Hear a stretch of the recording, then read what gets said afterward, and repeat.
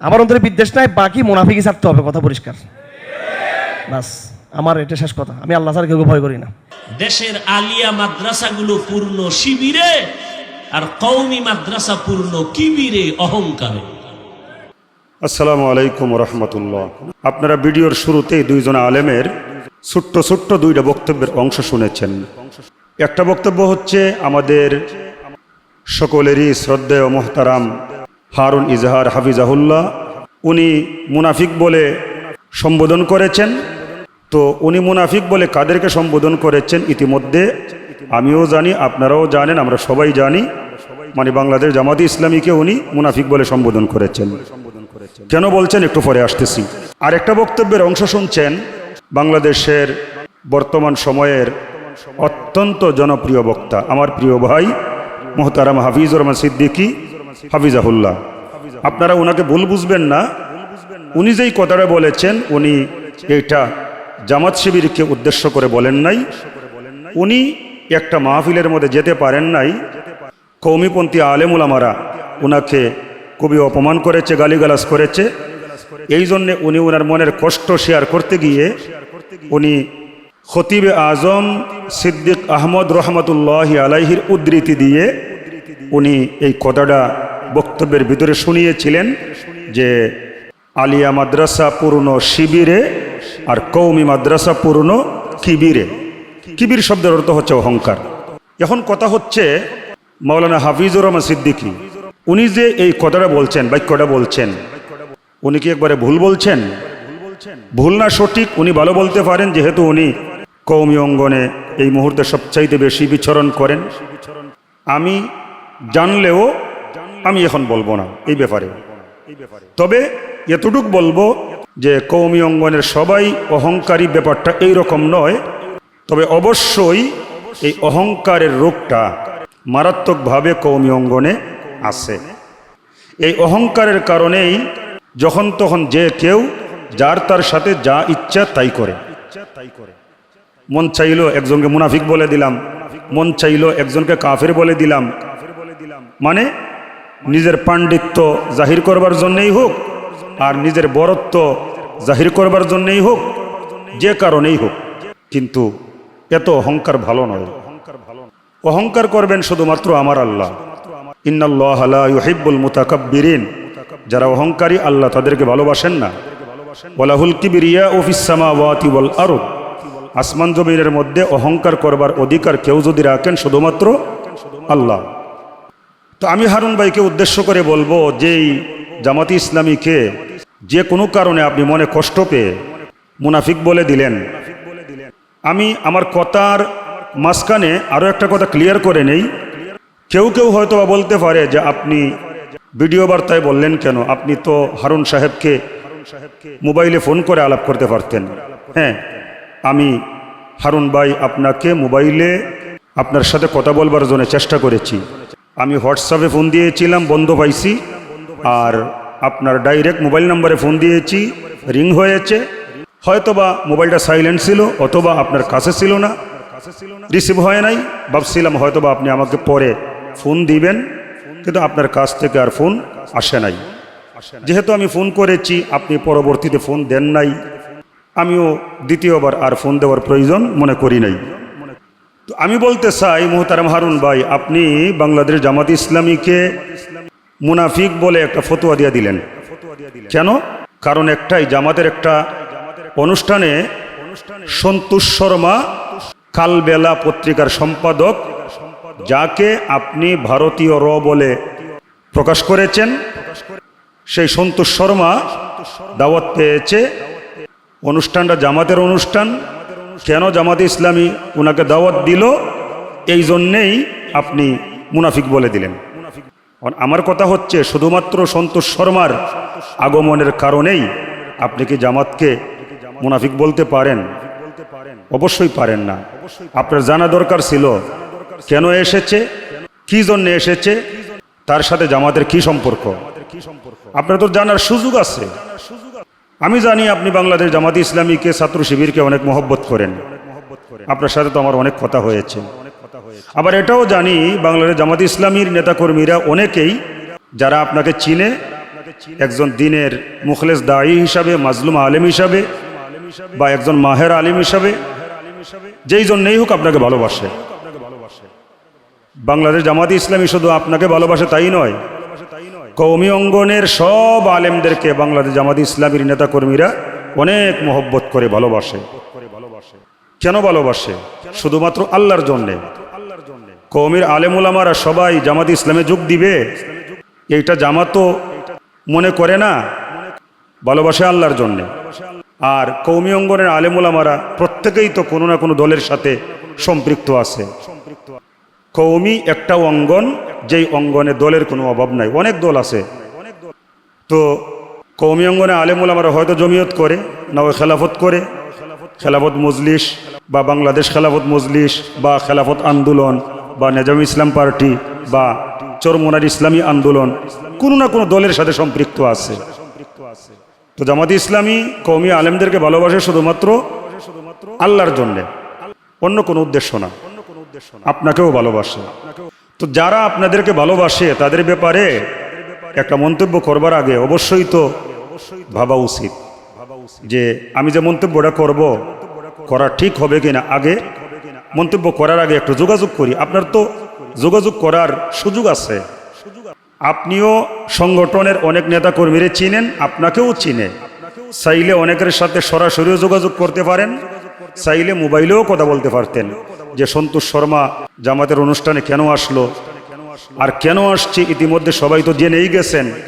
আমাদের ঢাকা মহানগরী দক্ষিণের মোহতারাম সেক্রেটারি, আমাদের সম্মানিত রাহবার, বাংলাদেশ ইসলামী ছাত্র শিবিরের সাবেক কেন্দ্রীয় সভাপতি মোহতারাম ডক্টর শফিকুল ইসলাম মাসুদ হাফিজাহুল্লাহ, মাসুদ ভাই উনি কিন্তু বক্তব্য দিয়ে ক্লিয়ার করেছেন যে অমুসলিমদেরকে নিয়ে একটা অনুষ্ঠান ছিল, আর সেই অনুষ্ঠানে যেহেতু সন্তোষ শর্মা পূজা কমিটির সেক্রেটারি, তাই সেক্রেটারি হিসাবে উনি দাওয়াত পেয়েছেন।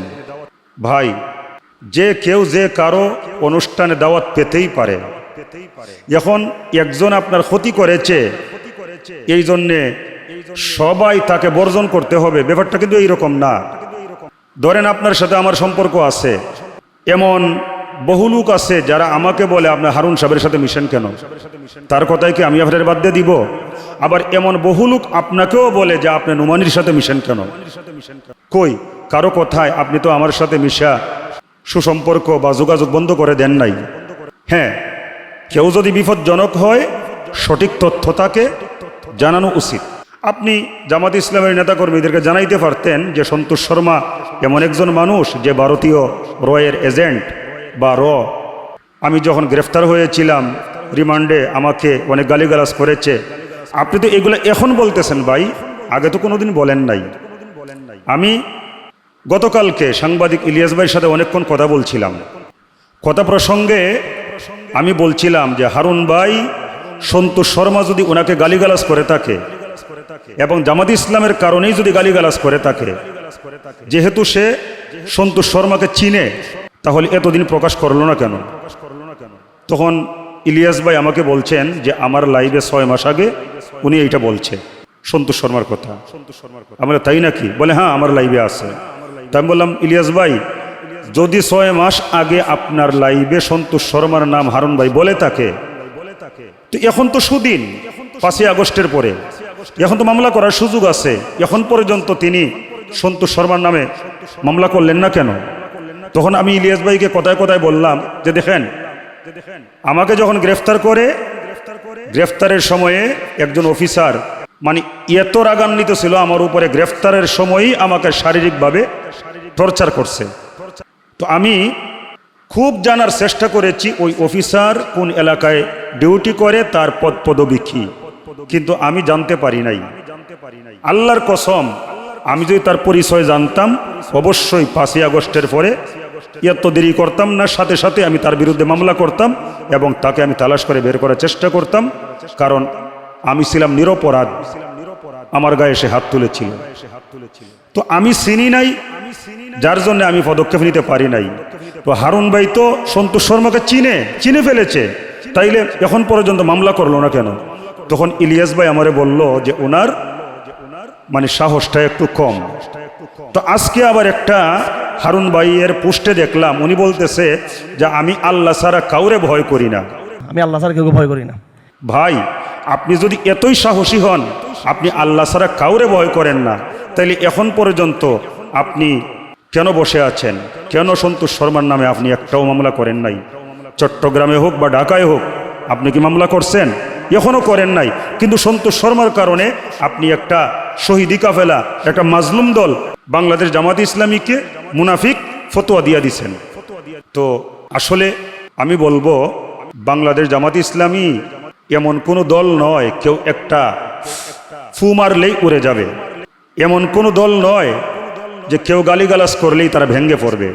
বাংলাদেশ জামাত ইসলামী এমন একটা দল যারা আল্লাহর জন্যে, আল্লাহর দ্বীনের জন্যে হাসতে হাসতে ফাঁসির মঞ্চে যায়। মনে নাই শহীদ মাওলানা মতিউর রহমান নিজামী রহিমাহুল্লাহর কথা, যিনি ফাঁসির মঞ্চে যাওয়ার আগে উনি ওনার সন্তানকে জিজ্ঞেস করেছিলেন, আমি কি পায়জামা পরে যাব নাকি লুঙ্গি পরে যাব?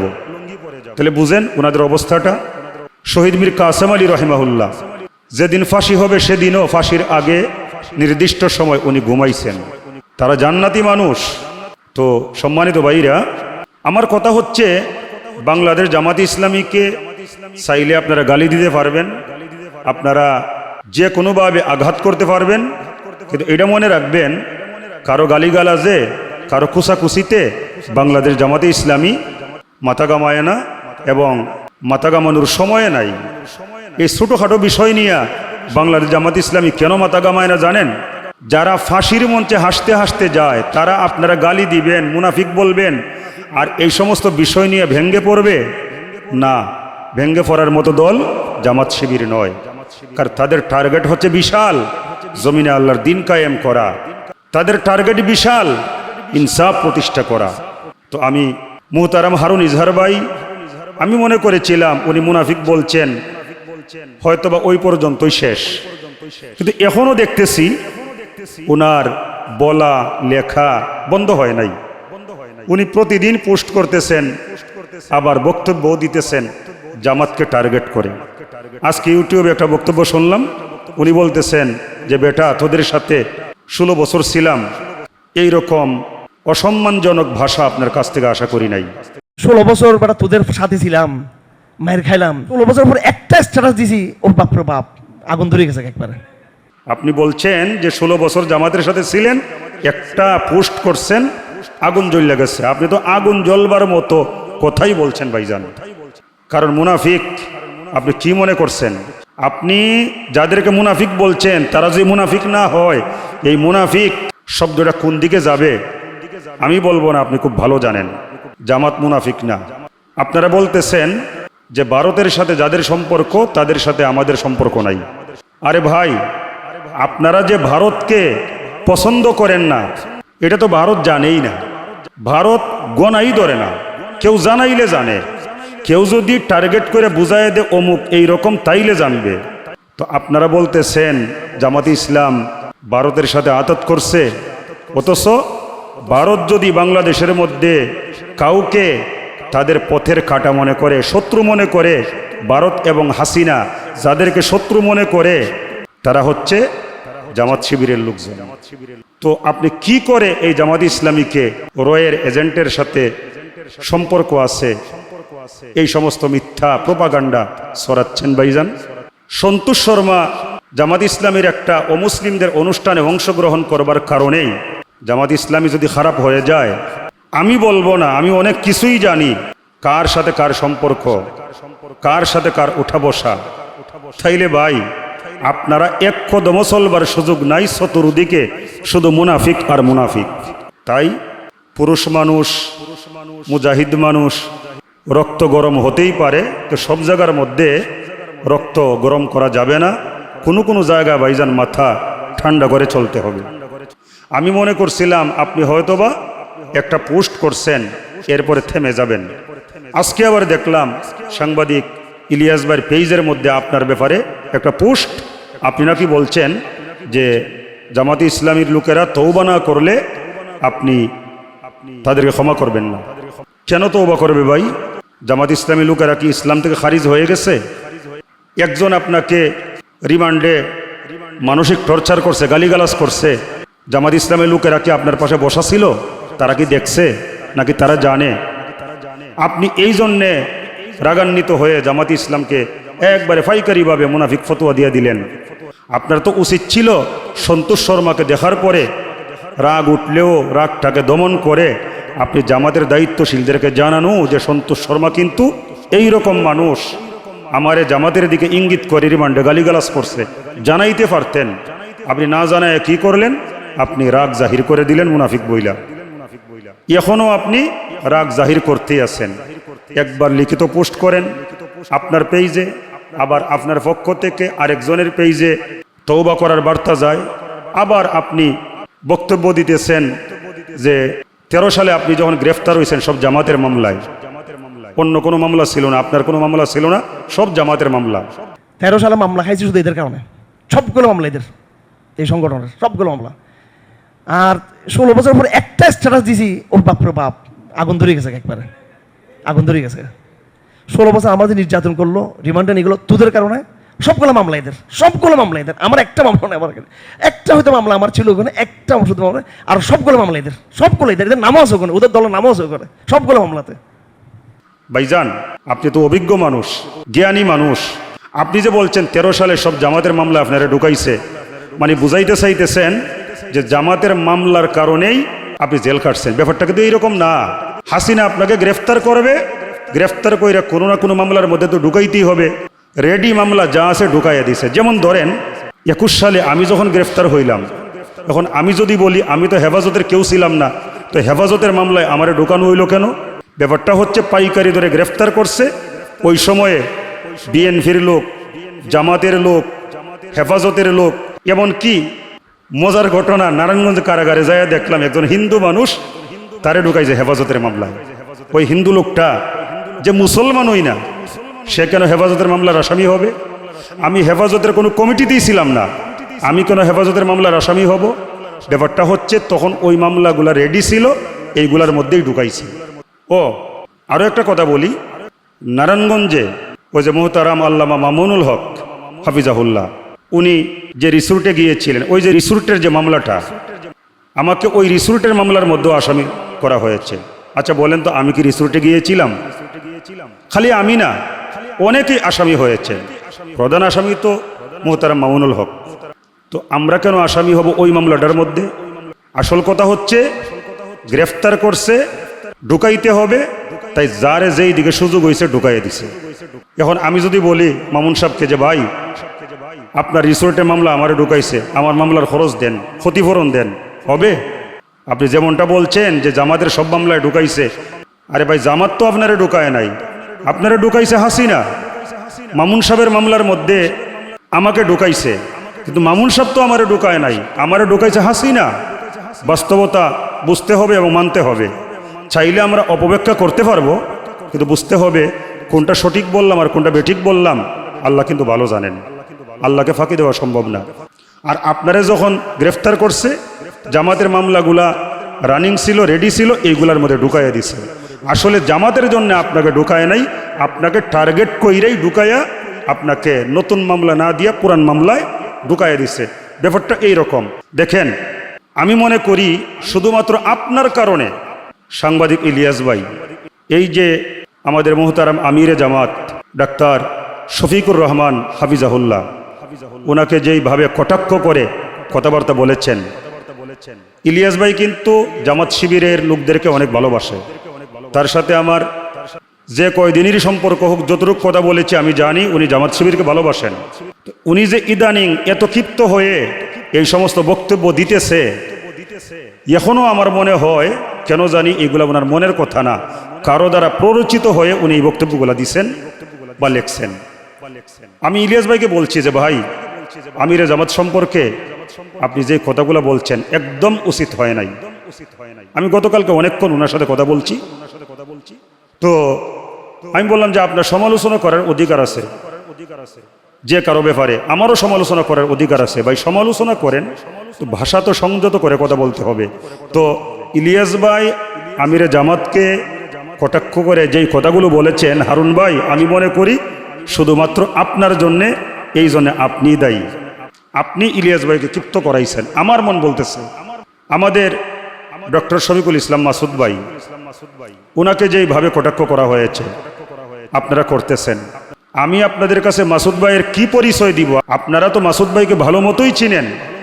আরে ভাই, ডক্টর শফিকুল ইসলাম মাসুদ ভাই এই ইকামতে দ্বীনের প্ল্যাটফর্মে থাকার কারণে যে নির্যাতিত হয়েছেন, তার 1000 ভাগের 1 ভাগও নির্যাতিত আপনি হন নাই হারুন ভাই, আপনারা হন নাই। কারণ উনারা এত নির্যাতিত হওয়ার পরেও এই মাসুদ ভাই, দেলোয়ার ভাই, বুলবুল ভাই, আমি কয়জনের নাম বলবো, উনারা প্রত্যেকেই এক একজন জীবন্ত আল্লাহর ওলি। খবর নিয়ে দেখেন উনাদের আমল আখলাক সম্পর্কে। উনাদের অনেকেরই সাথে মাঝে মধ্যে যখনই আমার সাক্ষাৎ হয়, বলা উচিত না, কিন্তু হারুন ভাই আপনি যে মুনাফিক বইলা ফতোয়া দিয়েছেন এই জন্য বলতেছি না, ও বলতাম না। যখনই যাই আমাদের অনেক নেতা কর্মীদেরকে দেখি ওনারা রোজা অবস্থায়, যারা নিয়মিত রোজা রাখে, যারা নিয়মিত শেষ রাত্রে তাহাজ্জুদ পড়ে কান্নাকাটি করে, যারা দেশের জন্যে আল্লাহর দ্বীনের জন্যে জীবন দিতে চায়, এই সমস্ত লোকদেরকে আপনি হুট করে মুনাফিক বলে দিলেন। খুব কষ্ট লাগছে ভাইজান। কষ্ট শুধু আমার না, অনেকেরই লাগছে, আমারও লাগছে। তবে আমি অনুরোধ করব এই পর্যন্তই শেষ হোক। আরে ভাই, আপনি মুনাফিক বলবার বহু লোক আছে, যাদেরকে মুনাফিক বলা দরকার তাদেরকে তো বলতেছেন না, তাদের সাথে তো ঠিকই আপনারা উঠা বসা করতেছেন। একটা মাজলুম সংগঠন, একটা শহীদি কাফেলাকে কেন আপনারা টার্গেট করছেন? এই কাফেলাকে টার্গেট করছে আওয়ামী লীগ। এই কাফেলা তো আপনার টার্গেটে পড়ার কথা না, আপনার উসানলে পড়বার কথা না। একজন সন্তোষ শর্মা আসার কারণেই আপনি জামাতকে মুনাফিক বলতে পারেন না। আপনি মুনাফিক বলতে হলে, কাউকে কাফের বলতে হলে, মুনাফিক বলতে হলে উপযুক্ত কুরআন সুন্নাহ ভিত্তিক কারণ দর্শাইতে হবে। যাই হোক, আমি আপনাকে শ্রদ্ধা করি, আপনার প্রতি আমার শ্রদ্ধা আছে, থাকবে। অনুরোধ করবো ভাইজান এখানেই শেষ হোক, আর যেন আমরা সামনে না বাড়াই। আপনারাও দ্বীনের কাজ করতেছেন, আমরাও দ্বীনের কাজ করতেছি। আমরা সবার লক্ষ্য উদ্দেশ্য তো একই, পন্থা ভিন্ন হতে পারে। আমরা তো সবাই রসুলের অনুসরণ করি, আমরা তো সবাই আল্লাহকে সন্তুষ্ট করতে চাই। আমাদের সবারই তো টার্গেট আল্লাহর জমিনে আল্লাহর দ্বীন কায়েম করা। আমাদের সবারই টার্গেট পরকালে নাজাত লাভ করা। তো আমরা তো আমাদের শত্রু হতে পারি না। তো ভাই, আর অসুন্দর আচরণ না করি। যা হয়েছে চাইলে এখনো আমরা সুন্দর আচরণের মাধ্যমে এটা আমরা পাল্টাইতে পারি। তো হারুন ভাই, অনেক কথা বললাম, হয়তোবা আমার এই বক্তব্যটা আপনি শুনবেন। আমার কোনো কথায় যদি কষ্ট পান, আমি এই ভিডিও বার্তাতেই বলবো আপনি আমারে মাফ করে দিয়েন। আমি যা বলেছি শুধুমাত্র দ্বীনের স্বার্থে বলেছি, একটা মাজলুম সংগঠনের স্বার্থে বলেছি। আমরা সবাই আল্লাহর জন্য কাজ করি। প্রিয় দর্শক, আপনাদের উদ্দেশ্যে বলবো, আসুন আমরা আল্লাহর জমিনে আল্লাহর দ্বীন কায়েমের জন্যে ইকামাতে দ্বীনের প্ল্যাটফর্ম, এই শহীদি কাফেলা, মাজলুম কাফেলা বাংলাদেশ জামাতি ইসলামীকে ভালোবাসি, সহযোগিতা করি। বাংলাদেশ জামাতি ইসলামী কারো শত্রু নয়। বাংলাদেশ জামাতি ইসলামী আল্লাহর জমিনে আল্লাহর দ্বীন কায়েম করতে চায়, এটাই একমাত্র লক্ষ্য। সবসময় এই সংগঠন অসহায় মানুষের পাশে দাঁড়াতে চায়। সবসময় এই সংগঠন কোরআন সুন্নাহ ভিত্তিক সমাজ ব্যবস্থা প্রতিষ্ঠিত করতে চায়। এই সংগঠনকে আপনি কেমনে মন্দ বলবেন, কেমনে খারাপ বলবেন? তো এরপরেও আমি বলছি না যে জামাতি ইসলামীর নেতাকর্মী যারা তারা ভুল করে না, এই কথা আমি বলছি না। কারণ যারা মানুষ, ভুল তো তাদের দ্বারাই হবে। যেহেতু এই সংগঠনটা মানুষ দ্বারাই পরিচালিত, ভুল হতেই পারে। আপনি যদি আমার হিতাকাঙ্ক্ষী হন, আপনি যদি সংগঠনের হিতাকাঙ্ক্ষী হন, তাহলে আমার ভুল আপনার নজরে পড়লে আপনি আমাকে পার্সোনাল জানাবেন। সংগঠনের নেতাকর্মীর কোনো ভুল নজরে পড়লে পার্সোনাল জানাবেন। আপনি ওপেন লেখালেখি কইরা একটা সংগঠনকে কলঙ্কিত করতে পারবেন না। একটা সংগঠনকে কলঙ্কিত করা মানে আল্লাহর জমিনে আল্লাহর দ্বীন কায়েমের ব্যবস্থাপনায় বাধার সৃষ্টি করা। আপনি কি চান জমিনে আল্লাহর দ্বীন কায়েম করার কার্যক্রমে আপনি বাধাবিঘ্ন সৃষ্টিকারী হবেন? যদি না চান, আসুন যেই প্ল্যাটফর্মেই আসি, ইকামতে দ্বীনের নেতাকর্মী যারা, ইকামতে দ্বীনের যতগুলো প্ল্যাটফর্ম আছে আমরা সবাই সবার প্রতি শ্রদ্ধাশীল হই, সবাই সবার জন্য আমানতদার হই। আল্লাহ পাক আমাদের তৌফিক দেন, আল্লাহুম্মা আমিন। আল্লাহ রাব্বুল আলামিন আপনাদেরকে সর্বদা ভালো রাখুন, সুস্থ রাখুন, এই প্রত্যাশাই করি। ওয়া আখিরু দাওয়ানা আনিল হামদুলিল্লাহি রাব্বিল আলামিন। ওয়াসসালামু আলাইকুম ওয়া রাহমাতুল্লাহি ওয়া বারাকাতুহু।